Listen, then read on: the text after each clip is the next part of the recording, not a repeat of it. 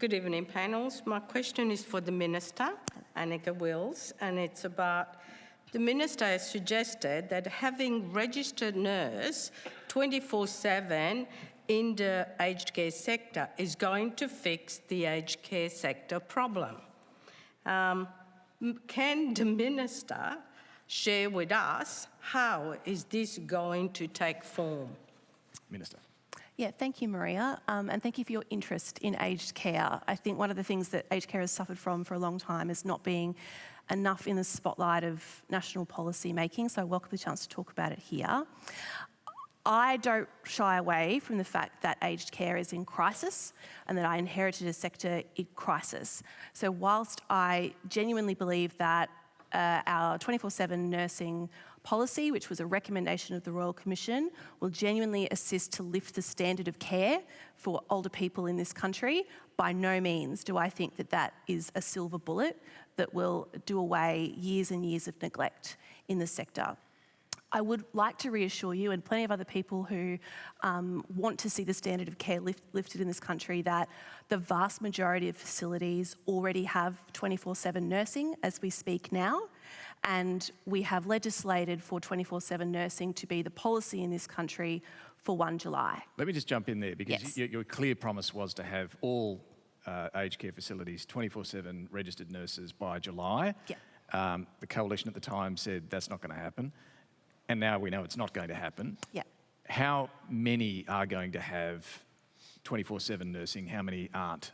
Yeah, so we don't require people to report on their 24/7 nursing policy until 1 July starts. So you don't know? So that will open. We don't have exact figures. We've got various kind of, the department's obviously in touch with the 2,700 facilities we have in the country. Is there a guesstimate? We have a sense. We have a working sense, but it honestly changes. What's the working sense? Day to day. I wouldn't want to reveal it because it changes day to day. And because we also know a lot of people, around. Someone shouts out, what was it yesterday? Are we talking about 80%, 90%, 50%? How many have got 24/7 Yesterday was Sunday, and we don't ask or for Friday. public service Let's to go work with Friday. on Sunday. What was the most recent number that stuck in your mind? Well, look, I honestly would have, it would have probably been asked at estimates, I think. But can I say, the point of this is... Do you have a number, just to be clear? Well, what I'm trying to say, David, is that a lot of people have told us at this point that they're going to do it from 1 July, but they're not doing it yet. So even that number isn't an accurate number of what it's going to look like 1 August when the first monthly report comes in.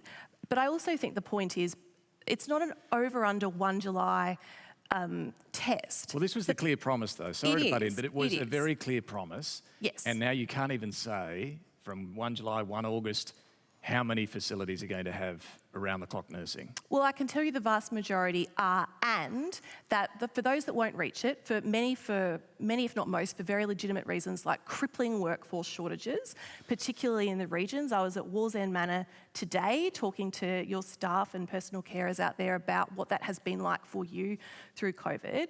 For many valid reasons, some people will not get there, so we are actively working with them to get there as quickly as possible after 1 July. Because at the end of the day, this was a recommendation of the Royal Commission because people deserve to have nurses there all of the time. So we will just get there as quickly as we possibly can.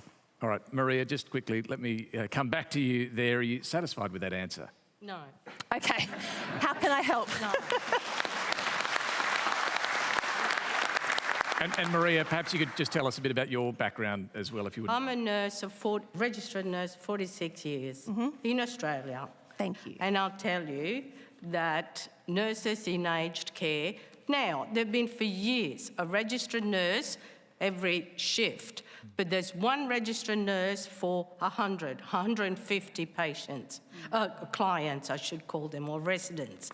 There's a nurse, one registered nurse with a deck phone and 3 levels of a lot of wards spread around. Yeah. And that person, it's only to cover legally the requirement under the Act.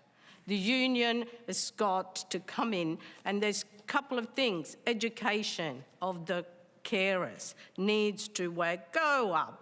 2, the number of registered nurses, of course, increase in ratio to the level of care. The aged care, it's independent living, medium level care, hostel care, special care or dementia unit, acute care.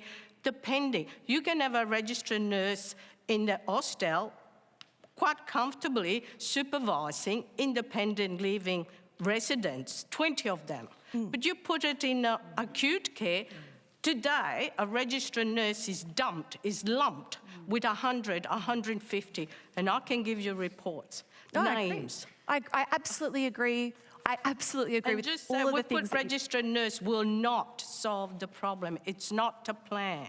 It's not. Which is why it's one of many elements. We've got more than 100 reform projects underway in aged care. That is one of many, many things we're doing. And the other thing I'd point out, thank you for working as a nurse for 46 years.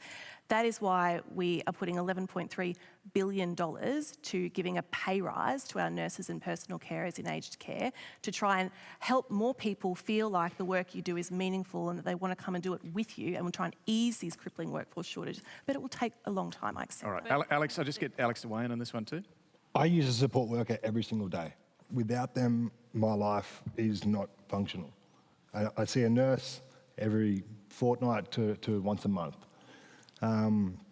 Every time I speak to these students who are support workers and they work tirelessly, they are so compassionate and loving.